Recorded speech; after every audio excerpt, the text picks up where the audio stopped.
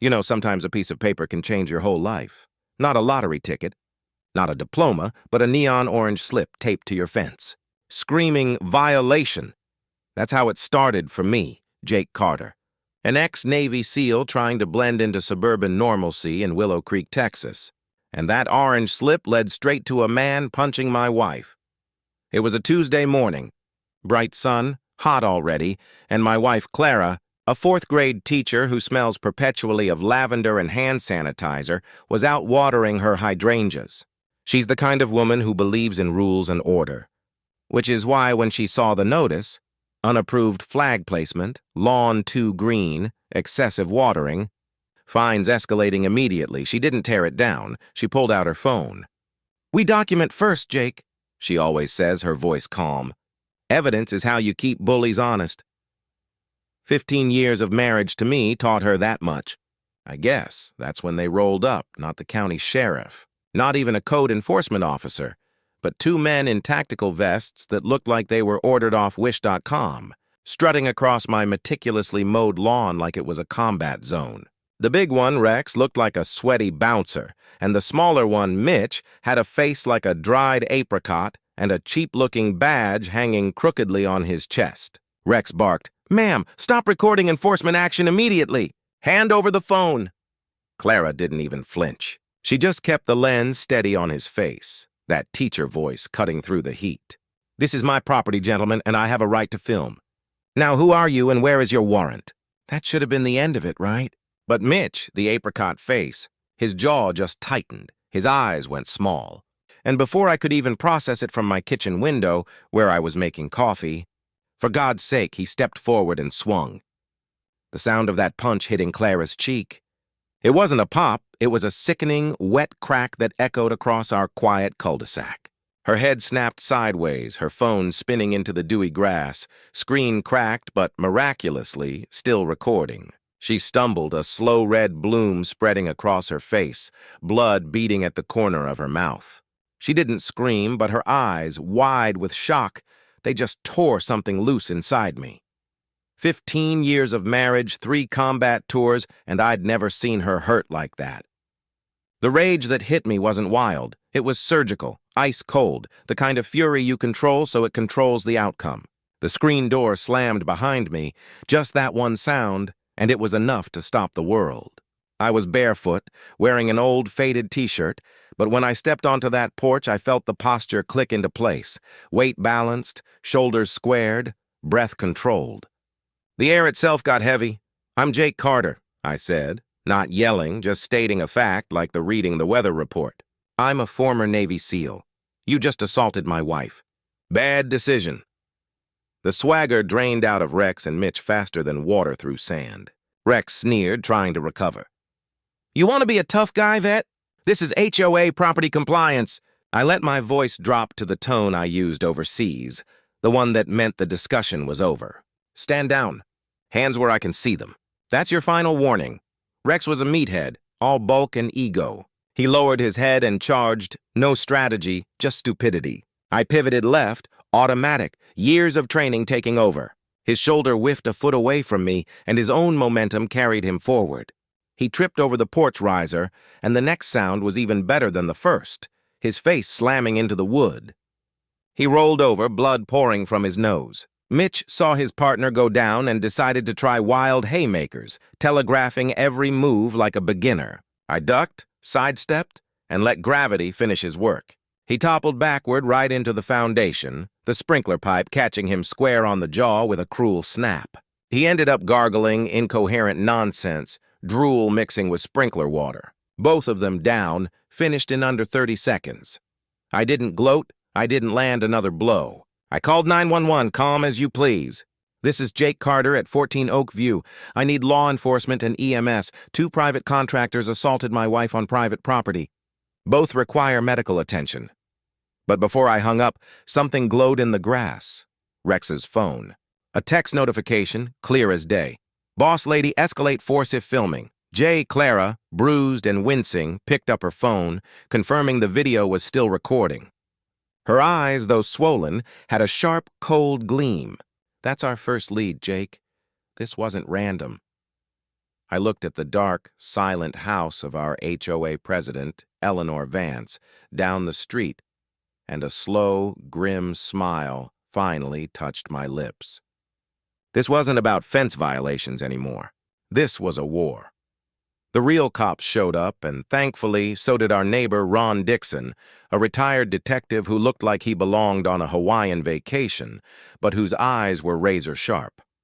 He took one look at Clara's cheek and the two tactical clowns on the lawn and muttered, "These morons leave more evidence than a drunk bank robber." The fake vests, the fake badges impersonating authority, it made the assault worse. Ron leaned close after the real officers took the report.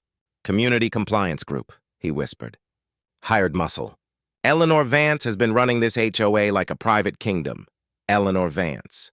Queen of the petty rules, the woman who ran the board like her own personal court. The idea that she ordered a physical assault over a flag display hit me like a kick to the gut. This wasn't bureaucracy, this was malice. The next night, Ron and I were having coffee when our neighbor, Agnes Miller, the sweet old widow who always looked terrified, showed up, clutching a manila envelope. Her hands were shaking so badly she could barely speak. "I've been helping her," Agnes confessed, tears welling up. Eleanor said I was her eyes and ears. Tracking who came home late, who left the trash bins out too long. I thought it was just keeping order. She slid the envelope across the table. Inside were photos of Eleanor's personal ledger, a black composition notebook filled with meticulous looping script.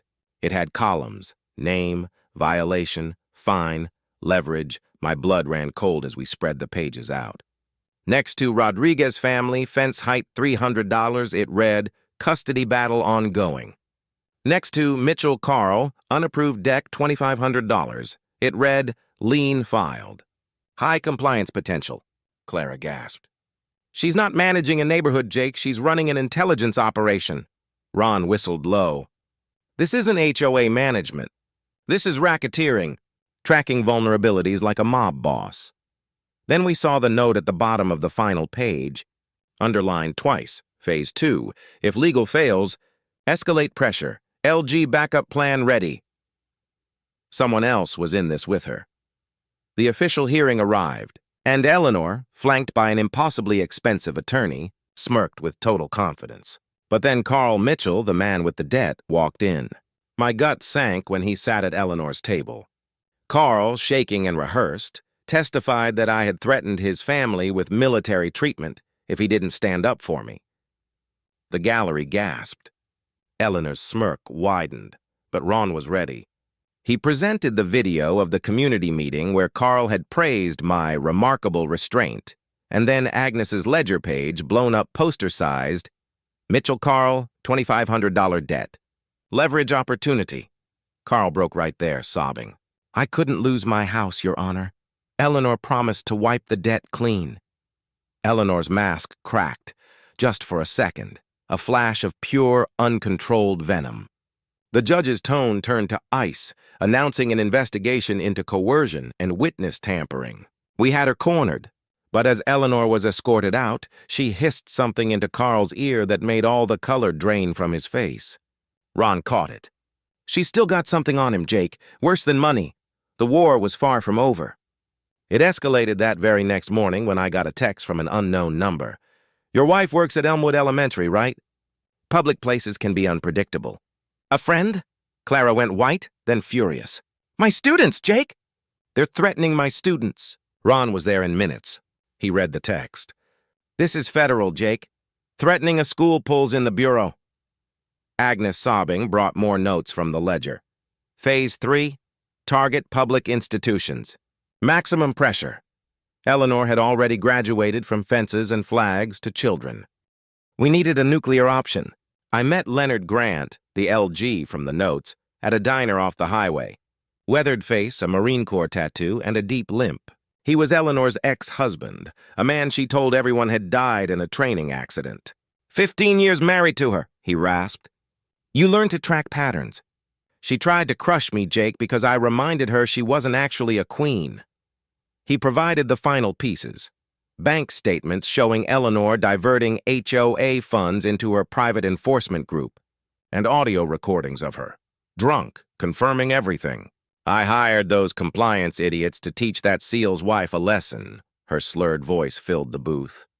Military types think they're so tough, but everyone breaks when you apply enough pressure. Phase 3 will break them all. We brought it all back to the community center, the assault video, Agnes's ledger proving the racketeering, and Leonard's audio. The room, packed shoulder to shoulder, erupted in fury. 52 votes for immediate removal. Eleanor stood there, hair wild, screaming like a lunatic. You fools! You think you're safe without me? Phase 3 doesn't need HOA authority. I've got connections you can't imagine. As the panic spread, the ultimate threat landed on my phone. Phase 3 activated. School security weaker than they think. Maximum impact tomorrow. The final court hearing was a spectacle. Leonard testified, playing the audio. Ron presented the ledger.